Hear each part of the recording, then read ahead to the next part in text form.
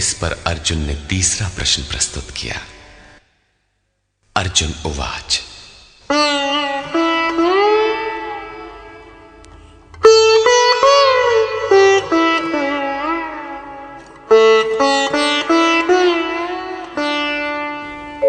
कथं भीष्ममहं संख्ये द्रोणं च मधुसूदन इषुभिः प्रतियोत्स्यामि पूजार्हावरिसूदन।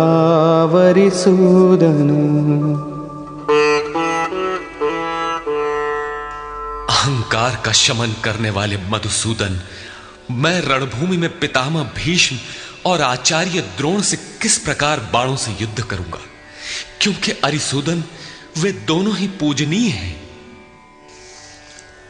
द्वैत ही द्रोण है। प्रभु अलग हैं, हम अलग हैं। द्वैत का यह भान ही प्राप्ति की प्रेरणा का आरंभिक स्रोत है। यही द्रोणाचार्य का गुरुत्व है। भ्रम ही भीष्म है। जब तक भ्रम है तभी तक बच्चे, परिवार, रिश्तेदार सभी अपने लगते हैं। अपना लगने में भ्रम ही माध्यम है।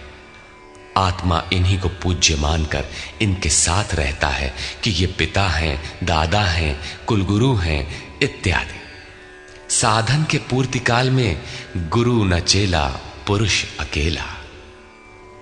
न बंधुर न मित्रम गुरुर्नैव शिष्यः चिदानंद रूपः शिवोहम शिवोहम।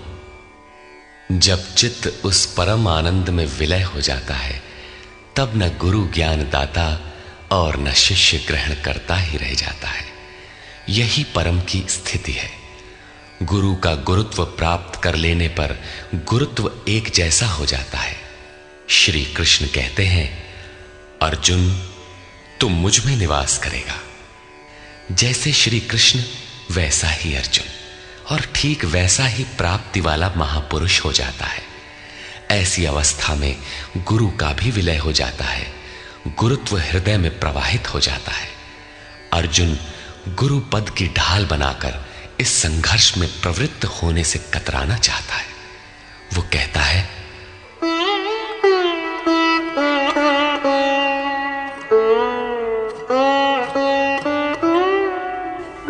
गुरून् हत्वा हि महानुभावान् श्रेयो भोक्तुं भैक्षमपीह लोके हत्वार्थकामास्तु गुरूनिहैव भुञ्जीय भोगान् रुधिरप्रदिग्धान्।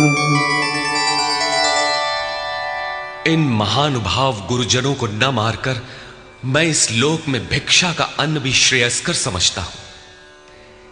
यहां भिक्षा का अर्थ उदर पोषण के लिए भीख मांगना नहीं, बल्कि सत्पुरुषों की टूटी फूटी सेवा द्वारा उनसे कल्याण की याचना ही भिक्षा है।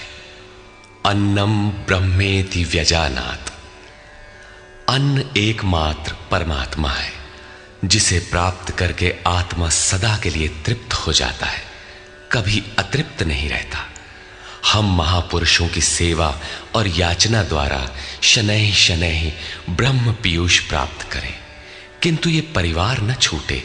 यही अर्जुन के भिक्षान्न की कामना है। संसार में अधिकांश लोग ऐसा ही करते हैं। वे चाहते हैं कि पारिवारिक स्नेह संबंध न मारना पड़े और मुक्ति भी शनैः शनैः मिल जाए, किंतु चलने वाले पथिक के लिए, जिसके संस्कार इनसे ऊपर हैं, जिसमें संघर्ष की क्षमता है, स्वभाव में क्षत्रियत्व प्रवाहित है, उसके लिए इस भिक्षान्न का विधान नहीं है। स्वयं न करके याचना करना भिक्षान्न है। गौतम बुद्ध ने भी मध्यम निकाय के धम्म दायाद सुत्त में इस भिक्षान्न की आमिष दायाद कहकर उसे हेय माना है, जबकि शरीर यापन से सभी भिक्षु थे। इन गुरुजनों को मारकर मिलेगा क्या?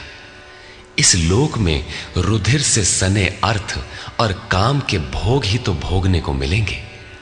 अर्जुन कदाचित सोचता था कि भजन से भौतिक सुखों की मात्रा में अभिवृद्धि होगी। इतना संघर्ष झेलने के बाद भी इस शरीर के पोषक अर्थ और काम के भोग ही तो मिलेंगे।